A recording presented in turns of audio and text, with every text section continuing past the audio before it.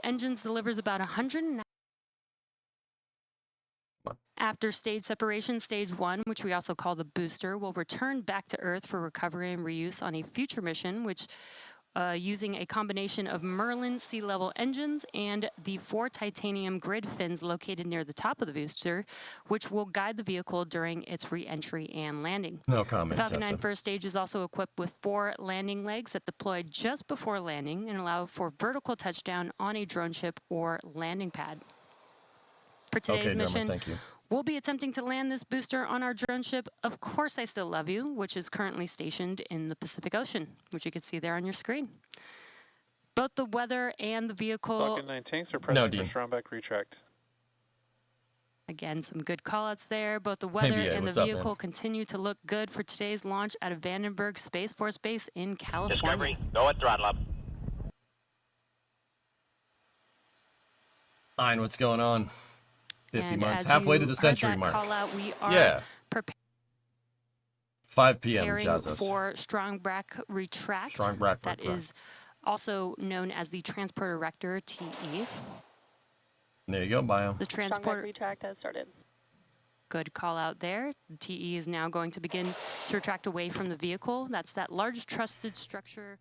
So I always like this shot of the Vandenberg TE because if you can really get a good sense of scale here, if you look at the ladder that looks like it's for children right there.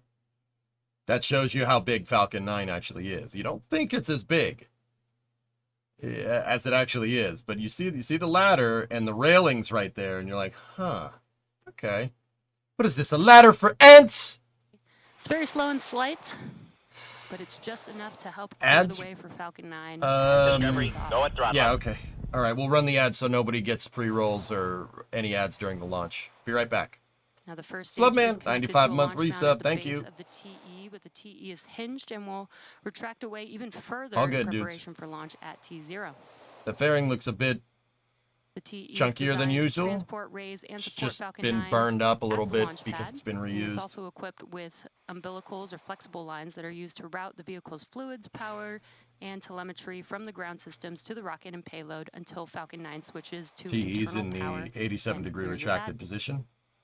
Hello, Kevin. Wie geht's? And you can see on your screen that umbilical connecting from the TE to that's payload fairing, HVAC. Disconnect. Stage 1 locks load. And it's moving around a little bit more than it usually does. Call out there. Stage 1 LOX load is now complete. Stage 2. Yeah, of course they do, Tech. It's not as much as you might think, dude. So the fairings do encounter re-entry heating, you could see, but it's not as much as like a capsule. Now, why is that, dude? So, okay, say we're at the top of the Empire State Building, and I have a 1-pound rock, and then I have a piece of paper, right? You drop the rock, right? It's going right down there. It might move around a little bit in the wind, right? But it's just straight gravity, right? And then you take the piece of paper and you let the piece of paper go. What happens to the paper? It's just going to... That paper is most likely going to get to the surface relatively intact, provided it doesn't hit anything, right? The rock, though, it's going to hit the ground going pretty fast, right? That's what the fairings are versus like a first stage. The fairings are a very big, voluminous piece of spaceflight equipment, but for the volume, they're super freaking light. They're carbon fiber and aluminum, basically, like kind of sandwiched together like an Oreo cookie, right? So they do experience some re-entry heating, but it's actually not a lot for that same reason why that piece of paper can make it all the way down from, like, if you dropped it off the top of the Empire State Building, the paper will just weeble wobble all the way down. That's what the fairings basically do. Yeah, they're very light. And because they have a very low ballistic coefficient and a low ballistic coefficient, high coefficient of drag, low mass, they just sail all the way down. And then they drop. The interesting thing is they drop a parafoil, so they actually kind of hang glide back to the recovery ships and land right next to them. SpaceX was trying a long time ago to land them on a netted ship, but they figured out that waterproofing the fairings is actually better, and it just basically glides and lands like a seaplane right next to the recovery ship. Super cool stuff, actually. Okay, Falcon 9 is in startup. The countdown, just waiting for the final go from the launch director. SpaceX There you Launch go. Vector, go for Rocket. launch. Thank you. Yeah. And great news, we are go for launch. Let's listen and watch as Falcon 9 takes the NRO payload into space. Do I know how fast the fairing is going on reentry? Probably like 4,000 or 5,000 miles an hour, something like that.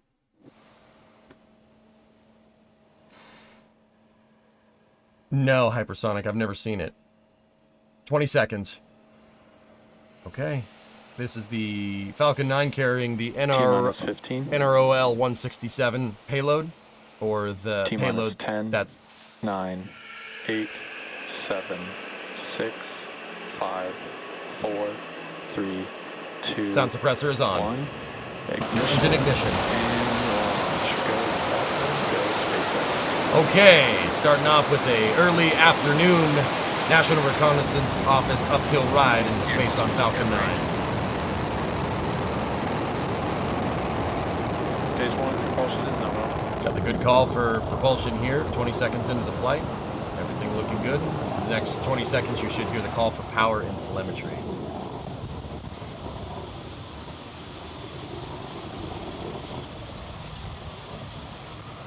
This is launching out of Vandenberg. It's T plus 35 seconds into launch, and Vandenberg Falcon Space 9 Force has Base in successfully California. lifted off from Lompoc, Space Launch California. Complex 4E at Vandenberg Space Force Base in California. See? Nominal power and telemetry. Okay. Good calls on ascent. Coming up next, the vehicle will be passing through max Q in a few seconds Wolf, here. it's This is pretty the awesome. point of Vehicle is supersonic. This is the point where the vehicle experiences the greatest amount of aerodynamic pressure. Interesting. There's Slick 3 right there. That's Slick 3 East Max and Slick Q. 3 West. That's Vulcan's launch Great pad. call out there. Now the vehicle has passed through that highest amount of structural load on the vehicle. Now coming up next, we will have a few events happening very quickly in succession. That'll be MECO, stage separation, and SES-1. They are MECO pretty is slick. main engine cutoff, and that's where all 9 of those Merlin 1D engines that you see burning bright Impact on chill the has screen. started. This is a not Those 9 engines Whoa. will shut down. That helps slow the Nice. vehicle down in preparation for stage separation. Stage separation is where the first stage This and is a second low stage inclination separate, insertion for and the first Vandenberg. stage will continue to make its Look at way that. back down to Earth as the second stage continues with the payload to take it to its targeted drop-off Rocket. orbit. This doesn't look like SSO to me. I noticed the roll program. They're not. This is not aiming for a 97-degree inclined. And we are coming up on MECO stage separation and SES-1. SES-1 is second stage engine startup 1. Unless you Or can we'll get light that MVAC SSO from an engine on the 87 second or an stage. 88-degree inclined orbit, maybe. Look at that. And as a reminder, we will not have any views of stage 2 or the payload at the request of our customer. Main engine cut off. There's MECO, stage separation. Stage separation confirmed.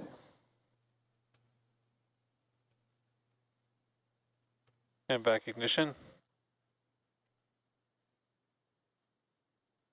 Interesting. Beautiful views. We had Good ignition. MECO, stage separation, as well as the ignition of the second stage engine. And now that first stage vehicle is making its Look way at the back track, down Rocket. to Earth. Look at and the channel islands. great view there with the grid fins deploying. Yeah, no short nozzle either. First stage is coasting here. There's the Channel Islands. That's beautiful Southern California. And you could see that the telemetry of stage 1, it has not yet reached its apogee, but once it does, it will That's begin what to I'm make saying, its way Christian. back That's down not- to that's Earth not for- synchronous. Separation confirmed. Good call for fairing for separation. landing, and good call out there that we had confirmation of fairing separation. We will be attempting to retrieve the fairing halves today once they fall back down to Earth with our recovery vessel Go Beyond in the Pacific Ocean. Chris, I'll Today's explain more fairings about fairings in a Are second, okay? flying for their 16th Bear with me and here. I wanna see 7th something. times today. They might be using the trajectory to hide the orbit. And these views are so great. I don't think that's a You're thing. looking at a view from the Oh, first did you stage see that vehicle, nitrogen get shot off that way? and relative to Earth, it looks very slow and calm, but the vehicle is moving very quickly. You can see the speed in the bottom left-hand corner of your screen there. That's on purpose, And you Jake. can It's see a that the National Reconnaissance altitude Office has payload. stopped increasing. Booster We've has just hit about apogee. reached apogee, and now the vehicle should begin to make its way back down to Earth. Again, Yo, dat boy. attempting our landing today year. on, Thanks, of buddy. course, I Still Love You, our drone ship in the Pacific Ocean. It's a 70-degree inclination. That's what I'm saying. That's a low inclination for Vandenberg. Where's the miles per hour speed? This is America. 7,200 kilometers an hour is like 5,000 miles an hour. Somewhere around there. Now we're just about a minute away from the next event for the first stage. That will be the entry burn. The entry burn is where we will reignite 3 of those Merlin M1D engines. This helps slow the vehicle down as it's re-entering the Earth's atmosphere. Metric is better than freedom. And that burn Jesus. should last about 20 seconds long for this Put units mission at the end today. of that statement, and then I'll understand what you're saying. Otherwise, you should probably take that And one some back. cool views here. This is from the first stage looking forward towards the top of the vehicle. And this is inside of the inner stage section of That's right, Space Falcon Flight. 9.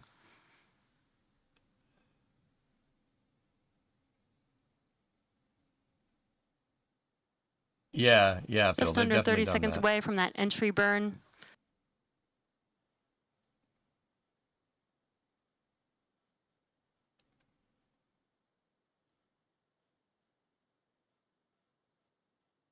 Okay, time for supersonic retro propulsion. Such great views here today. Yeah, there you Again, go. we are coming up on the You're entry still wrong, burn but it's all right. for the first stage vehicle. You can see the altitude decreasing, and we'll reignite Carolux, that'd those be pretty cool. engines to help slow the vehicle down even more.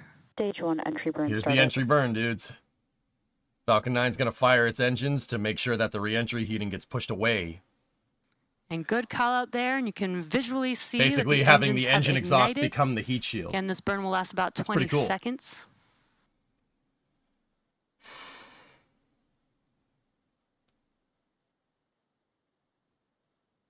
Stage 1 entry burn shut down. Here we go. And good call out there, as well as visually seeing Griffins are that gonna the take over? engines have shut down. Wait, is that legal? That Can they do? concludes Wait, the that's entry illegal. burn It's for pretty this cool, first right? stage's That's journey why back to it's my favorite part. Somebody NASA came up with this idea for landing on Mars that you can use the engines to basically be your heat shield, particularly the hot gases coming out of the engine. Now, why is that? Well, think about it like this. The rocket engines are designed to deal with that hot gas. They wouldn't be a rocket engine if they weren't. Most of the booster is designed to deal with that heat. That heat is cooler than the heating that would be encountered from entry, descent, and landing on a planet with an atmosphere. So somebody at NASA came up with the idea of using supersonic retropropulsion to basically make the hot gases from the rocket envelop the vehicle, because it's flying business end first, in a thermal medium, a cooler thermal medium of gas, right? Because, once again, the rocket's designed to take the heat from the engines. It's not designed to take the heat from re-entry. Re-entry is way hotter. So you can use the gases coming out of the rocket engine to push the re-entry heating away. That's exactly what that does. That's why that's so cool, because it uses the engine gas as the heat shield. Therefore, you don't need a passive thermal protection system on board, like tiles or whatever. Now, with that being said, there are some spots of Falcon 9 that still get really hot, and it does have some thermal protection. But the rocket engine is the best insurance against heat in this case. Here we go. Here we go for the landing. Deploy. We got to deploy. Hey! Oh, Stage 1 landing confirmed. a little bit of a hard landing, but we all right. And great views there. Falcon 9 has touched down on, of course, I Still Love You. This was the 21st launch and landing for this booster. This landing marks SpaceX's 358th recovery of an orbital-class rocket, including the first stage landings for Falcon 9 and Falcon Heavy. They make it look so easy, Today's dude. mission marks Stand back, shut down. Today's mission marks SpaceX's 396th overall mission to date and 101st mission of There's 2024. the vent down. Now, No as a residual reminder, we fire. will not be showing any Engine Stage purge. 2 or deployment Looks good. views at the request of our customer. That's pretty ridiculous that this picture has gotten so crisp. I mean, hold on a second here. Look at this thing. This shot is still a little, but look at the shot on the drone ship. Dude, that's super crisp. There's nobody on board right now, a sailor, but there are recovery ships in the area that will get onto the ship. I wouldn't want to be on this thing when this thing lands. Thank you, Starlink. Yeah, dude. That's crisp. Very nice. Is that something else or what? So, guys, I actually noticed something here. Right, if we go back to here, we go over here, hit play, or just, it's gonna tell me. Yeah, all right, cool. Right? No, no, no. All right, hold on.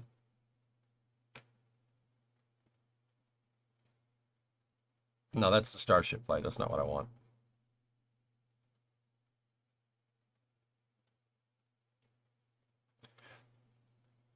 You know what? We can use this shot. Here. I want to point out there's another Falcon 9 sitting on the landing pad over there. So, if Falcon 9 is going to do a return to launch site at Vandenberg, it lands at the former Slick 4 West, so Space Launch Complex 4. Slick 4 at Vandenberg is a twin launch pad complex, or was a twin launch pad complex when it launched Titan missiles. There was one pad here and one pad over there. They're basically mirror images of each other, right? SpaceX bulldozed Slick 4 West, right, and made it a landing pad. And there's definitely a Falcon 9 just sitting over there on the crane with its landing legs folded up. I just wanted to point that out. There's definitely a Falcon 9 in another first stage just sitting over there. Just putting it out there.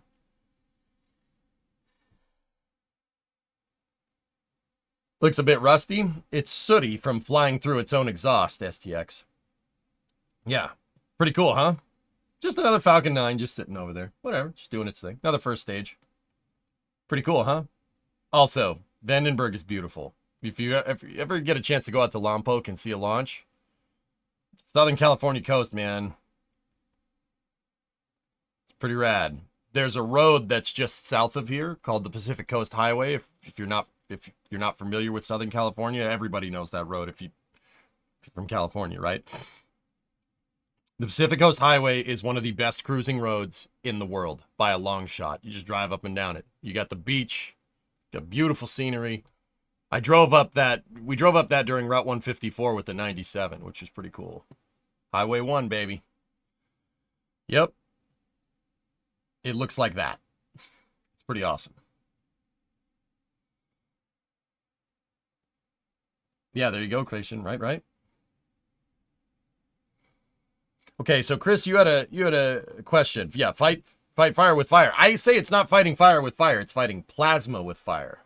Right? Because remember, reentry heating is plasma because it's ionized gas. Pretty crazy, right? So wouldn't the speed for returning the fairing be 9.8 meters a second per second? Well, that's the acceleration force that is imparted on the fairing from Earth's gravitational pull. The thing about the fairings is that that's an acceleration. So that is a force that's being applied to the vehicle, right? But the fairing does have a terminal velocity. The gravity pushing down on it is only going to make it speed up so much before basically the fairing causes so much drag that its terminal velocity is actually quite low comparatively. Like, once again, paper versus rock dropping from the top of a building, right? So the gravity is not the only thing on the force being imparted on those fairings. Decelerative force is being imparted on them from drag.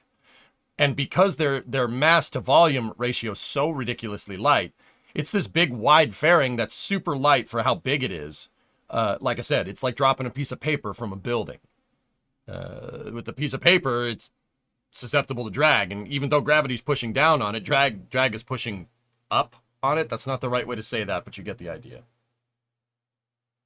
The terminal velocity of the fairings is quite low. It's very low, and that stems from what's called a low ballistic coefficient.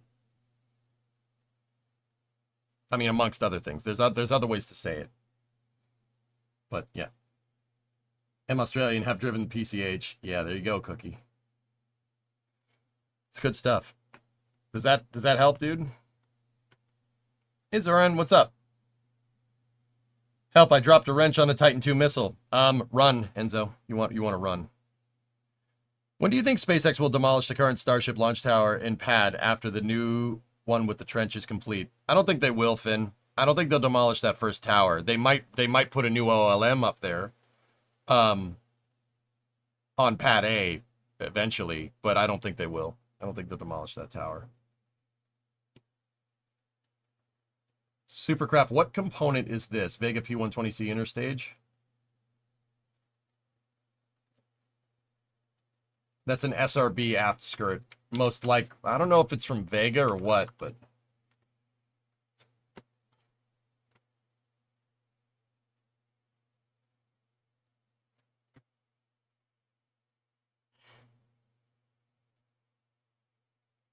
No, they did not, John. I think the OLM on Pad East is going to end up looking like Pad West. Probably. You need a rocket science class from EJ? Just watch this stream for a little while, dude. So, Supercraft, what you're looking at here is an SRB aft skirt. And those right there are thrust vector controllers. This SRB aft skirt attaches to the bottom of the SRB casing, and the throat from the SRB and the nozzle would be basically going through the center. These things would be attached to the nozzle. Could be from a P120C. It looks like it is. It's either a P120C from Vega or a P120C from Ariane 6. But I'm not sure if the P120Cs on Ariane 6 have thrust vector control. They might. Actually, they probably do. But standardizing components and all. Our launch is scheduled out enough that I could plan a vacation to see one. I want to see a Falcon Heavy launch. There's always a possibility of it scrubbing artificial. It's too wide to be an Ariane 5 booster. What are the 4 holes for? I don't know. That's probably, this is probably a test article, which is why it's sitting outside, and those holes are probably something so they could see whatever they were testing. Hey, Pat, what's going on? Any news about Flight 6? Sub-Zero, I still think it's November. I think it's going to happen a lot sooner than we think. I think we're going to see a booster static fire today, too. Could you please explain what's going on in this? Cool shot, Supercraft, though.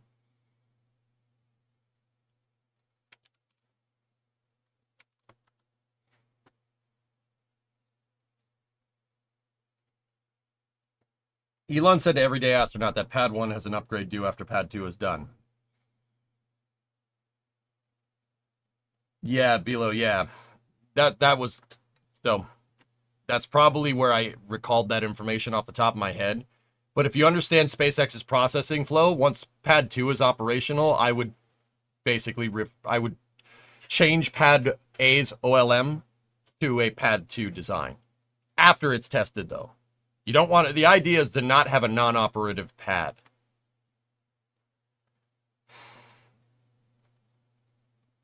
So, Drummer, please react. This is very good. All right, you're asking me to react to too much stuff. This is a shot from on board the fairing. This is inside of the fairing looking backwards. So you're seeing the re-entry heating happen.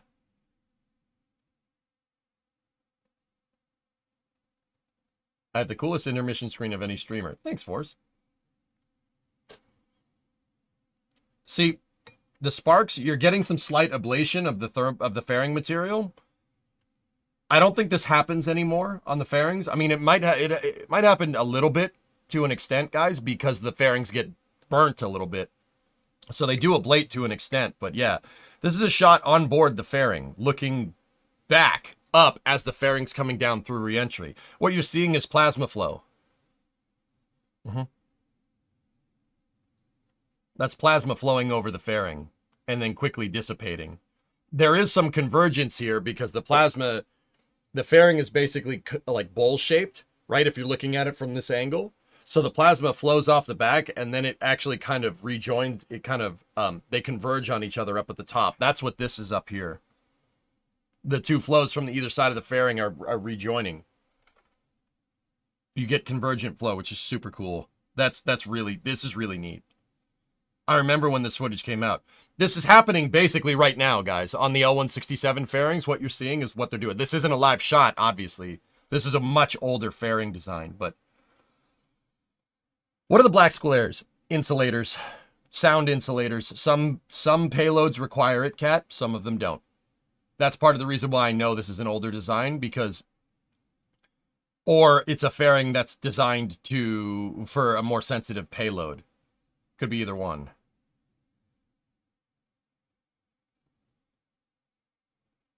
Sorry, Dean.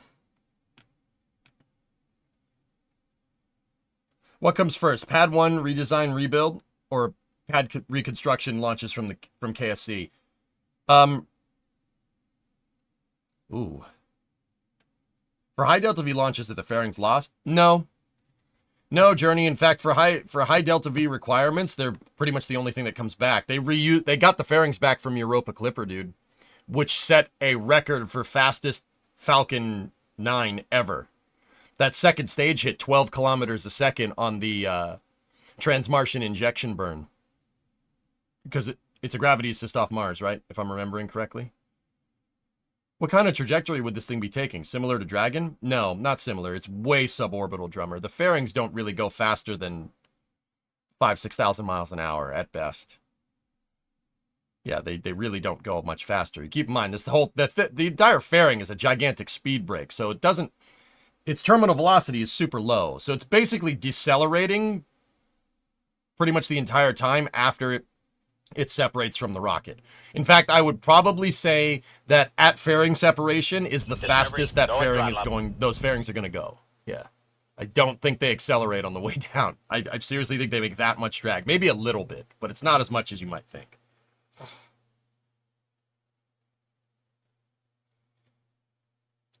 Yeah, Mars, Earth, Mars, Jupiter. Yep. McGregor just did 12 relights again. Crazy. Do you know the weight of a fairing half? Oh, Dean, a fairing probably weighs as much as maybe a smart car, but it's the size of a school bus. Or actually, I mean, you guys want scale. A school bus can fit inside of these things. School bus can fit inside of that. Everyone is posting links. Everyone that has permissions from the mods are posting links, Darth. But you're right. On the Starlink missions, they do not have these insulators on Starlink. Starlink satellites are basically like the Fisher-Price toy of satellites. They're designed to be banged up. Don't worry, you got perms. You can link it up. I'm ready for that ride. Yum Food, if the G-forces weren't like really bad, that'd be pretty cool. Surfing a fairing on plasma, I would like. I'm not going to sit here and pretend like I wouldn't enjoy that. It's just that I'm going to go ahead and guess that this is a pretty rough ride, you know? Convertible spaceship.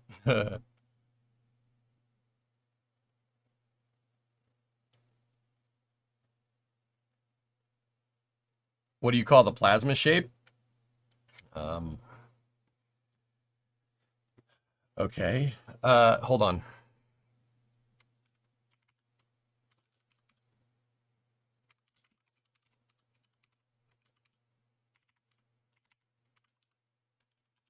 Give me one moment.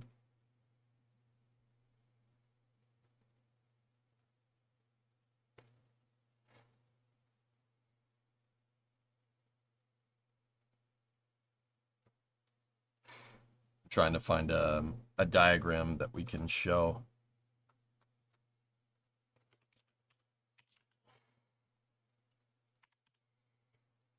Here we go. This is a NASA picture, so you're good to show it. Here, check this out.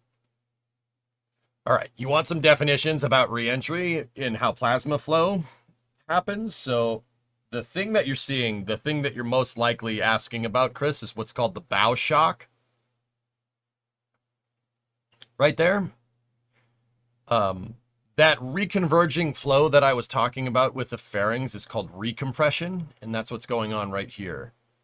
You do get flow separation with plasma, but in this particular case, because the fairing is not shaped like an upside-down bowl, the flow separation is happening on the rim of that fairing half right there. See that?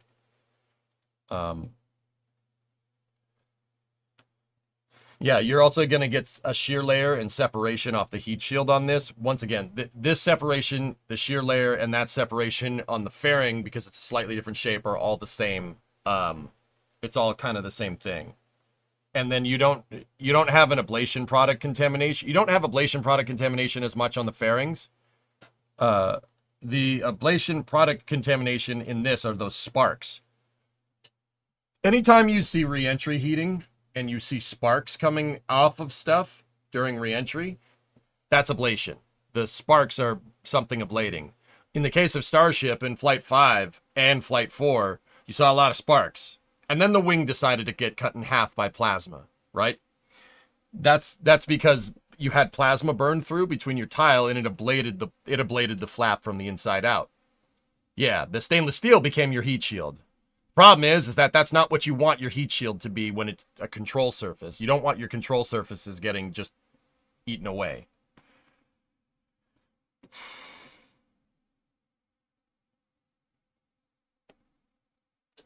Theoretically, could an astronaut ride a fairing half down through reentry? I don't know. It really depends on the G-forces, Ghost One. I mean, I'm going to go ahead and say that that's probably superbly dangerous, but I'm also not going to say that I wouldn't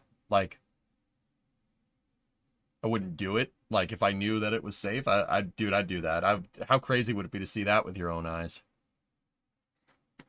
Like, it's, yeah, plausible, I guess.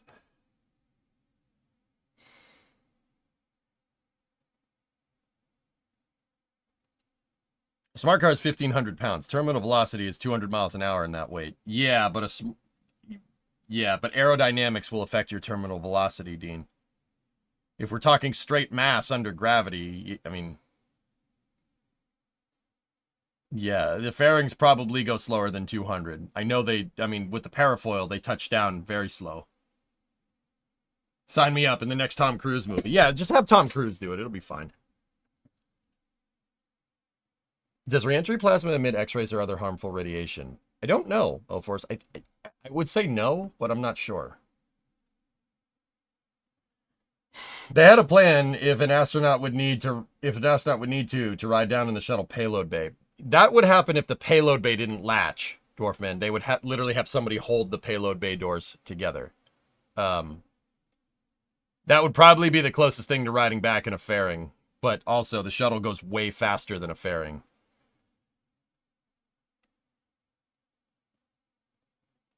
Here we go, BA. So EJ's surfing the fairing because he's EJ. What's that supposed to mean? Then how long would you theoretically need to stick out a can of beans to heat it up? Maybe a half second? BA, believe it or not, somebody has done a semi-scientific paper regarding this exact phenomenon. There's a gentleman by the name of Randall Munro. Randall Munro is a scientist at JPL, the Jet Propulsion Laboratory. And he has a book called What If? And What If examined the math of what you need to do to basically cook a steak using reentry. Now, here's the thing. How long would you need to cook something out there? It wouldn't work that way, dude. The reason why is because at this particular point, you're only getting heat, like during reentry. And this is basically the gist of this paper. The math has been done. You're most likely, so like if you had a steak or you asked how much, if you stick out a can of beans, you stick out a can of beans, it's most likely just going to ablate. It'll just melt. A half second, bye-bye. It would be like it would Thanos itself very fast. A steak, however, interestingly enough, the reason why is because the can, right? You got a can. The can is just going to absorb all that heat super quick and probably cook the beans inside, but the walls of the can are only so thick and it can only take so much heat. The problem is that you're not going to be able to flux the heat through the entire can. So one side of the can is going to basically just melt completely and then there's nothing left, right? If you had a steak, believe it or not, if you had a steak and you had raw steak and you threw it through reentry, right? What would happen, believe it or not, is, and once again, there was a paper written about this, and then some guys from England tested it in a hypersonic wind tunnel so the steak would basically pan-sear itself on one side. So if anybody else is, pan-seared a steak to, seal all the juices inside, if you like cooking, you know what I'm talking about. It would pan-sear one side initially, and then it would make a nice ablative heat shield. It would just ablate off. There'd be nothing left. Yeah, how thermal flux happens or how heat moves around during reentry is fascinating. It's really interesting stuff. So the steak would pan-sear itself and then basically just ablate off. Once again, the interesting findings from that paper. Once again, Randall Munroe, he has a book called What If, and that's one of he basically chugs the numbers for doing this. He actually did the numbers, and it actually turns out that steak is a great ablative heat shield. Raw steak is a great ablator. It's great. It's really good as a heat shield. It's like in line with pica, with phenolic impregnated carbon ablator, which is strange.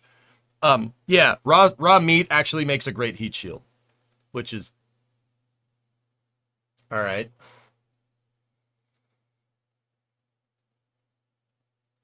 A lot of heat shields are made out of carbon. Steak is carbon to an extent. Like, it is carbon based. Yes, raw meat makes a great ablator heat shield. Yeah, who knew? Right?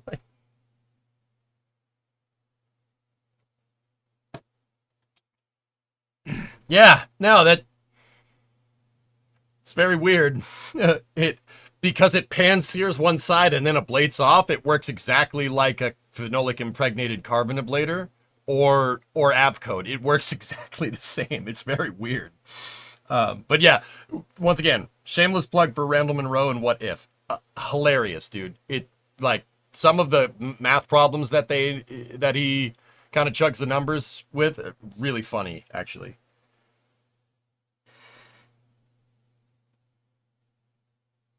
Yeah, once again, somebody actually corroborated his math by putting a piece of meat in a hypersonic wind tunnel.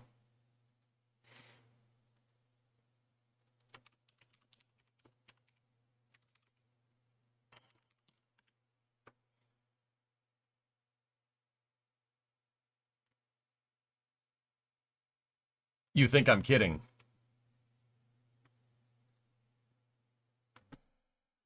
This is a Schlieren image.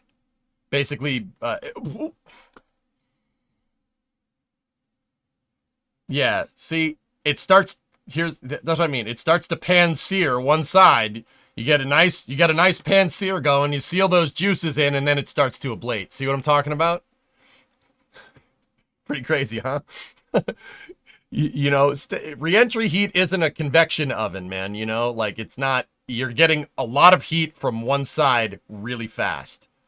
Yeah, dude, somebody actually did that. It's really goddamn funny, actually. I'm sorry, that makes me laugh, dude. I never thought I'd be sitting here discussing Schlieren images of Salisbury steak in a hypersonic wind tunnel. It's still funny, dude.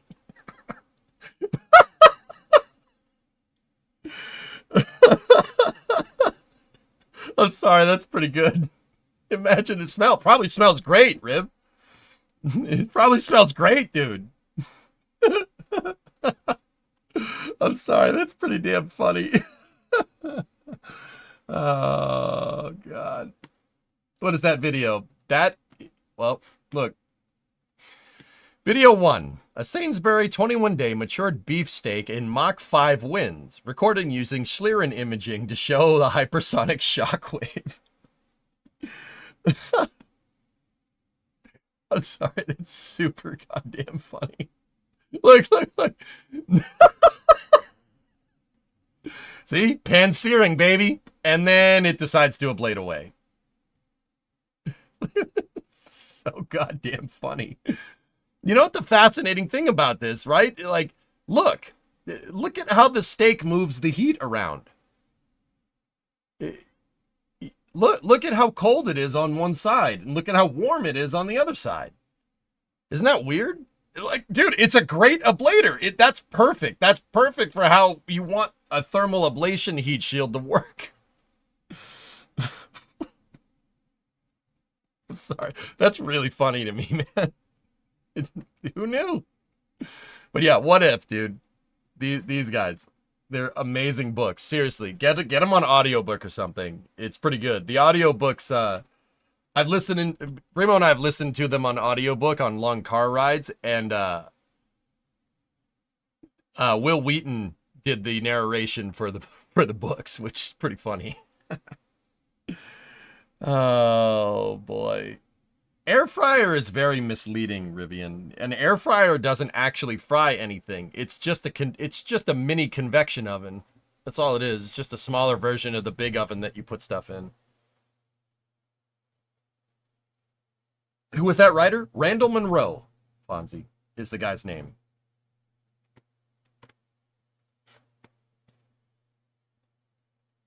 It's a toaster oven with a fan. Yep. Yeah. What If and What If 2. Hilarious. So Randall Munroe, if you've heard that name before, he does XKCD. If you guys know what XKCD is, it's quite funny. Dude, yeah, no, hilarious, man. What if is awesome. Another question that was asked was like, what if you took every element on the periodic table and had like a cube of every periodic element and you just stacked them next to each other like bricks? What would happen? Long story short, stuff blows up. Yeah, stuff blows up. He has a YouTube too. Cool. Is it the XKCD guy? Yep. So in other words, Elon needs to strap a side of beef to the flaps. Well, technically, no. You don't want that. We don't want Starship to have an ablative heat shield. We want it to be reusable. Now, think about what I just told you about, like, with how heat gets transferred from, like, steak and ablator heat shields. And now think about how absolutely ridiculous those tiles are on the space shuttle and on Starship. That's what the tiles do. They absorb heat, and they can absorb a crazy amount of heat. That's why the tiles are reusable, right? Because the tiles have, obviously you have your windward surface, right? But on most things, you have thermal transfer, and that's called heat flux. Flux is the rate of heat being introduced into an object, right? You have a skin temperature of that object, and then you have the total temperature of the entire object, right? So the tile can absorb a bunch of heat on one side, and it can flux that heat into the rest of the body of the tile. Tiles can absorb an insane amount of heat for the surface area. It's absolutely ridiculous, or for the volume, I should say. It's ridiculous. It's a triumph of not thermodynamics, material science with tiles. Like, even with the shuttle, those are silicate based. Now, SpaceX uses kind of an upgraded version of the silicate based tiles. SpaceX's tiles are unifibrous carbon, so they're like a spider web of carbon almost. They're called tough rock tiles, tough and unifibrous, reinforced, oxidation resistant, corrosion resistant. Tough rock. Really, really interesting stuff.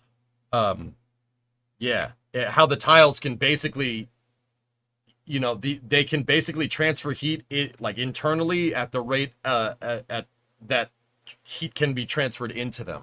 It's super interesting, dude. Tough and unifibrous, reinforced, oxidation resistant, corrosion resistant. That's what it's called. The X-37B uses them. That's correct. Yeah, Rocky. Yeah, absolutely, dude. Another good book of his is Thing Explainer, complicated stuff in simple words. Yeah, dude, for sure. I mean, all they have to do is use that to cook their food to Mars. Want steak again? Boom, reusable.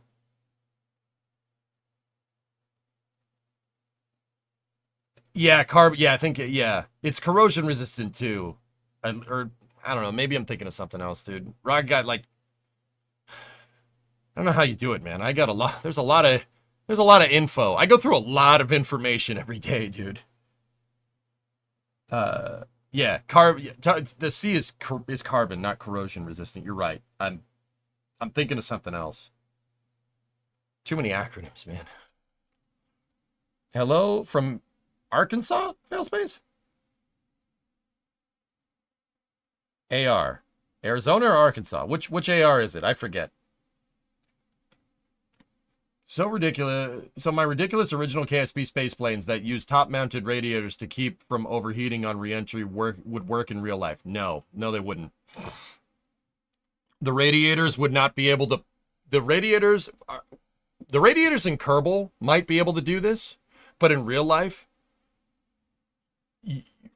So, okay, Creation, two things. In real life, if you put a radiator like from the ISS on the backside of Starship, it would not be able to flux the heat out. There would be too much heat coming in, too much heat coming out. It's better to tank the heat. You're going to get some natural thermal radiation from things, like stainless, for instance, right? But in the case of Starship, it just straight tanks it.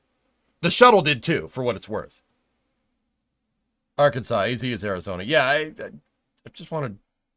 I don't know why my brain did that, but anyway. You should get Joey B to cook a plasma steak for you. Yeah. Toughen unipiece fibrous reinforced oxidation resistant composite. That's what it is, Rocket. Thank you. Thank you. Just to let you know, Raptor relit 12 times at McGregor on NSF. Yeah, Thor. Yeah. It's pretty cool.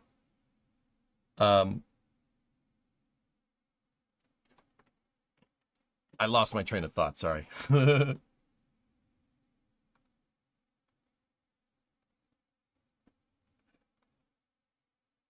Oh, Creation, the radiators. Excuse me. Yes. Linus, I have it. Give me a second. It's too much. Too many questions. Only 12? Yeah, I know, right? So, Creation, radiators on the back is not a bad thing to do in KSP, but it doesn't really work too well in real life. It's better to just tank the heat. Like I said, that's what the shuttle did. That's what Starship does. But here's the difference. Interesting thing here. Once again, this is super cool to me. I think this stuff is amazing because if you understand what plasma is and how it works, having a spacecraft kind of just float through it is just ridiculous, and it's frankly nuts that somebody actually thought of this. So the shuttle, like I said, it just tanks the heat. It'll just absorb all of it. But with all the tiles and the aluminum shell of the shuttle, right, the aluminum frame of the shuttle, the tiles will basically absorb most of the heat, and some of that will get conducted through the glue, which the thermal glue that held the tiles on the shuttle basically works like thermal paste, same idea. And the shuttle's chassis, like the frame of the shuttle, will conduct the heat to an extent. The whole shuttle is designed to basically stretch under thermal load, which when you think about it, it's actually crazy that thing comes back in one piece. I get it one time it didn't. That was a different story. Turns out a hole in the wing doesn't work very well. I know someone's thinking that. Don't talk about that. Anyway, but because the shuttle is made out of aluminum versus Starship is made out of stainless, the tiles needed to be a lot thicker. So the tiles ended up being very heavy, even though it's high mass. Starship's tiles are actually super small. The Starship tiles are basically about maybe, 2 inches, maybe. So that's like 20 millimeter, 30 millimeter at best. They're not very thick. The shuttle tiles are this thick. How do I know? Held both of those in my hand. Don't ask how. The shuttle tiles are probably like, 80, 90 mil. And here's the other thing about the shuttle. The shuttle tiles thickness changes depending on where you are on the thing. That's why the tiles weren't swappable. You had 30,000 individual tiles, and that made it expensive. Starship uses stainless, and because it's using stainless, and frankly the shape is a little bit less complicated aerodynamically than the space shuttle, you can afford to make a lot more of the same tile over and over and over and over and over again. And the tiles actually are thinner. So not only are these tough rock tiles, they can tank more heat, but they're less mass.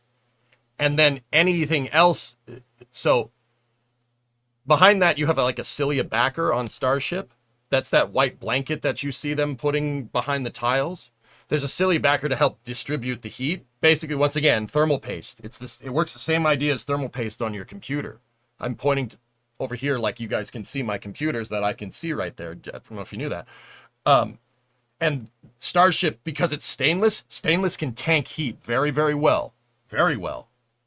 So, yeah, complete differences here. But using those upgraded tiles and then a stainless steel chassis is actually super smart. Whoever whispered that sweet nothing into Elon's ear is really, really smart. That was a really good idea. This is neat how good the tile insulates. It's unbelievable what these things can do. Like Rocket Guy, I can't believe somebody actually thought of this. Like, I mean, nothing. 9-pound material. You know, adversity is the best thing to innovate. You know, you needed something that works. Is Tough Rock only U.S. technology? I think it's ITAR protected, but I can't tell. I don't know. I don't know what isn't ITAR. Or do I? After a couple minutes. These things have been in there hours. If you put it in metal, it may, Look at this. if the metal did not melt, those are the tiles. It would conduct the heat and keep the heat for so long that you couldn't get Look, near it, well, you know, within hours. What the Well, actual frick? I mean, you can take this off. It dissipates the heat so quickly that you can actually pick these up while they're glowing, molten in the middle. How hot are they? Well, they were in the oven at 2,200 Tough Rock degrees. tiles are better than So that. you can Those go are ahead, silicate-based you can pick them tiles. up and take a picture. Just make sure you don't pick it up on the edges. Don't touch the Just sides. at You can touch the corners, Just though. at the corners. I You mean, see how I'm good not that thing gonna get absorbs the anybody heat? out. It's absorbing the heat so well. It can move the heat inside of it so well because it's porous. There's more surface area because it's so porous. It's like cork almost, right? So it can move that heat into it really, really well. It moves the heat around inside so freaking well. It could come out of the kiln and you can grab the sides of it because it's equally distributing the heat throughout the volume. That's crazy, dude. Who the hell thought of that? Like, bro, that's one of those ideas where you're just like, how'd you do that? Like, not even mad. You pooped in the fridge and you ate the whole wheel of cheese? How'd you do that? Not even mad. That's amazing.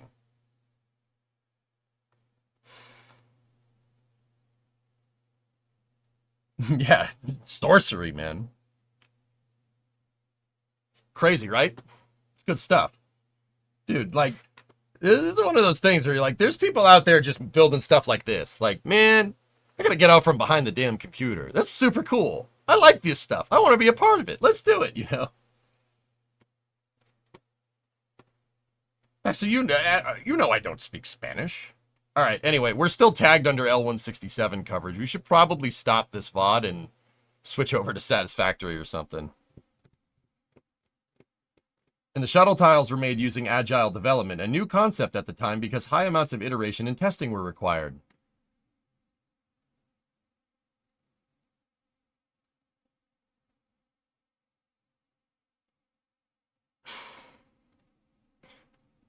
Rocket Guy, you know what's coming. You know that I know that you know what's coming. And I know that you know that I know that you know. You know what I'm going to say. Or do you? I'm going to say, nice, nice, nice, nice, nice, nice, nice.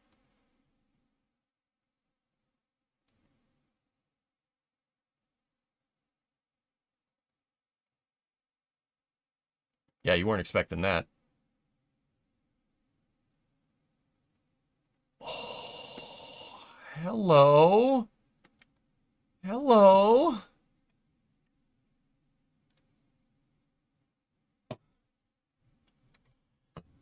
But also, to be 100% real, I think there's a time and a place for agile development in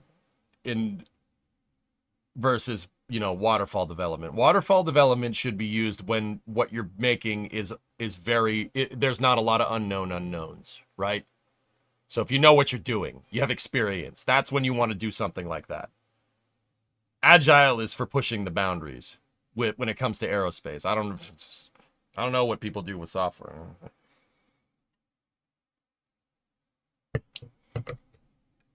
Sorry, Hazanku. Yeah, we'll change the title up now. Let's, I'm going to stop the, this should be labeled not safe for work. Yeah, sorry. I'm going to stop the YouTube stream, guys, and we'll jump over back into Satisfactory.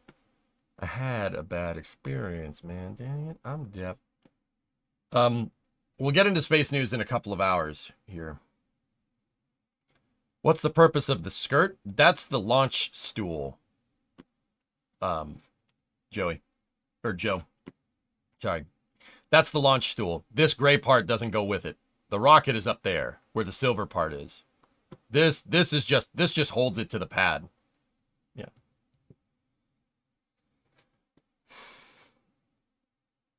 In software, they are working in agile. Agile development favors software because software software engineering. Long story short, it's easy to change code. You can change code really, really fast. So software favors agile development, which.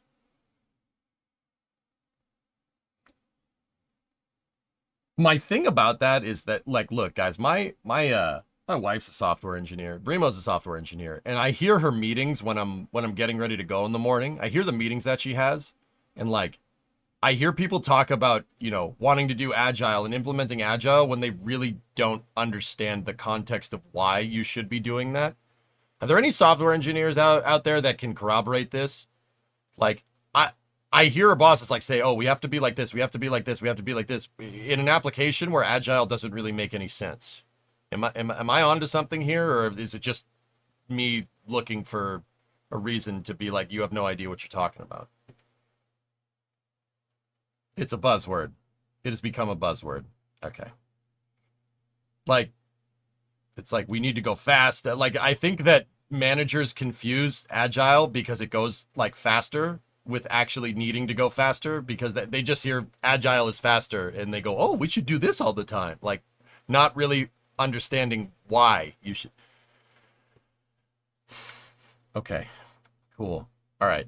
Yeah, because I hear, like, in the morning when I'm making breakfast and stuff, like I hear Bree in her, what's the meeting that you have right when you get into work? I don't even know what it's called. I don't care. Like, morning meeting stand up. That's what it's called. I'm listening to these guys. I'm like, dude, that's not what you. Okay. Okay. NSF meat science. Yeah, right. Programmers don't even know what they do with software. I don't know. Daily stand up, huddle, Davis. Why they got to come up with all these names? Just, it's the morning meeting to make sure everybody's on the same page. Oh no, we got to go to the stand up. No, stop do it, dude. That stuff, I don't know about you guys. That stuff drives me up the wall. The buzzwords, I don't know how you do it. I could, dude. I would go bananas. Your daily stand-up would just turn into a rant by me of why we shouldn't call it a daily stand-up, and then I would get canned for not doing anything because I'm so pissed at this. I wouldn't last very long, I'm not gonna lie. It's like the same thing, like, we should make EJ the NASA administrator. That's not a good idea. That's not a good idea. I wouldn't be able to deal with the bull crap. Like, or even worse, I would be susceptible to it, which just scares the crap out of me. It'd be like, well, it's better if we launch a block of metal rather than the rover. I'd be like, oh yeah, is it? Yeah. Okay. Here, you know what's better for you? If we replace you with a block of metal, you are fired. Bye-bye. I think a block of metal could do your job better. Bye-bye. It'd be like, what? I'd be like, here's your pink slip. Get the frick out of here before I kick you in the face. Like, like, what? It would be bad. You don't want that. My first work agile meetings with combined QA and engineering, where we all voted on the difficulty of engineering and QA stories. What the frick when QA didn't have any idea about the engineering issues and vice, you just end up talking about pudding. Audrey, credit where credit is due. Bill Nelson's doing the best he can with what he's got. I can't even imagine the patience that guy must have to deal with what he deals with on a daily basis.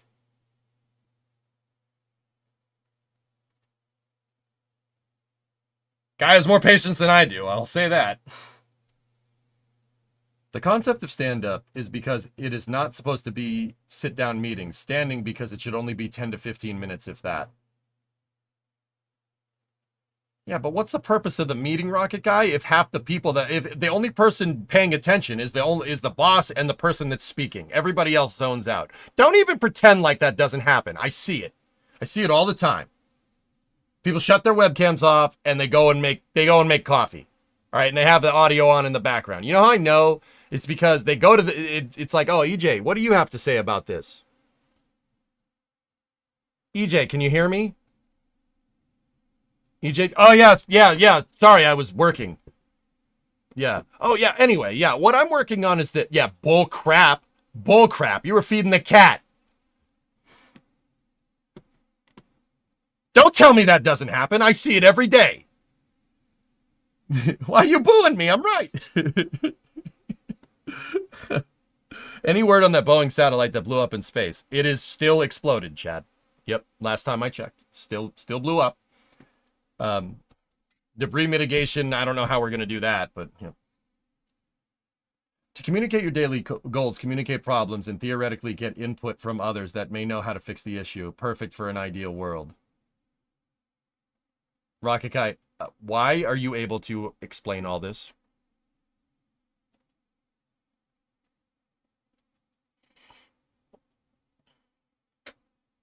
Are you one of them?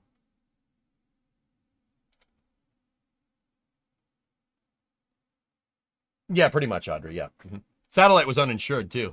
No refunds. Yeah. Wish I could make that up. Hey, Kippy, what's going on? Yeah, I know, Yarg. Starting to suspect this.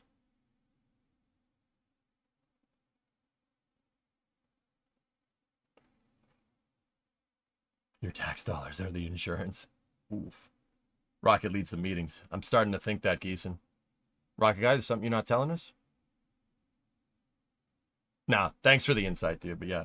Because as upper management, I've done deep dives into project management frameworks, and no, my company does not implement or try to implement Scrum as a deep tech company, but it has very useful elements. Yeah, no doubt, dude. I get it. I get it.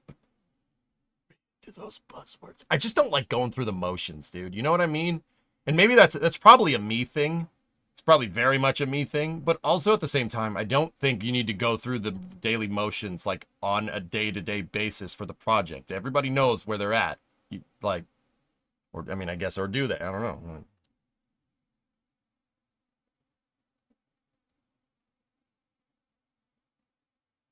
Once you heard it once, you just tend to tune it out.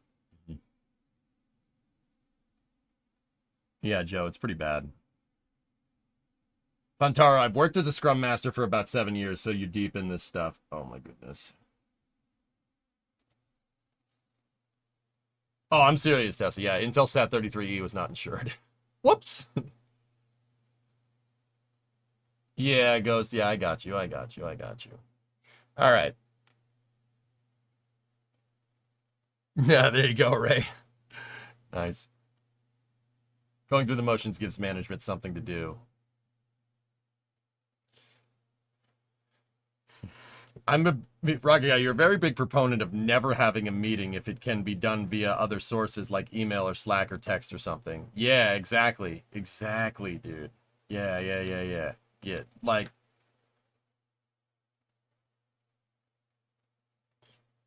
I hear it at the company that Brimo works at. They incessantly like say like you need to have a stand up every day. You need to stand up every day. And it's always awkward. It's like, well, because one guy is like, well, good morning, everybody. I'm the boss and I make tons of money. How's everybody doing? It's like, dude, it's like 7 a.m. Just, come on. Like this Ned Flanders stuff going on here. I'm like, I'm like by proxy, I'm just like,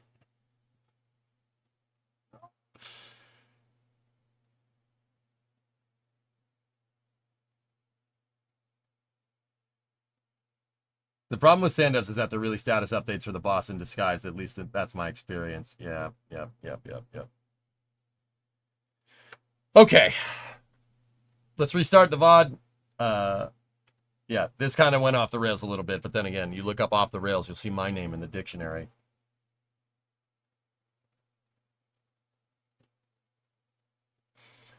Once again, I don't know, S. If you're on YouTube, I'm gonna stop this one and we'll start up Satisfactory, and we'll go until probably until Booster 13 static fire. Today's gonna be a little bit of a weird schedule, so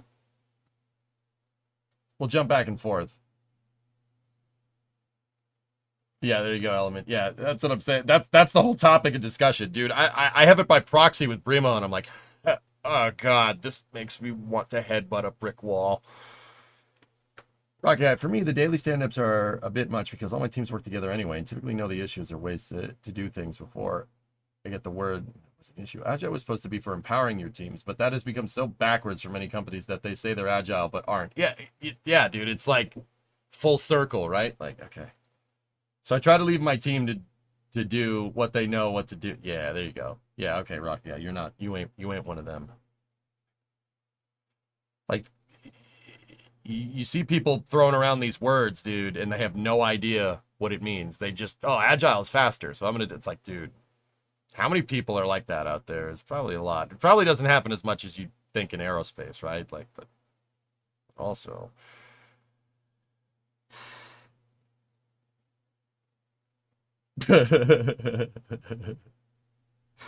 No, it's not. Yeah, right.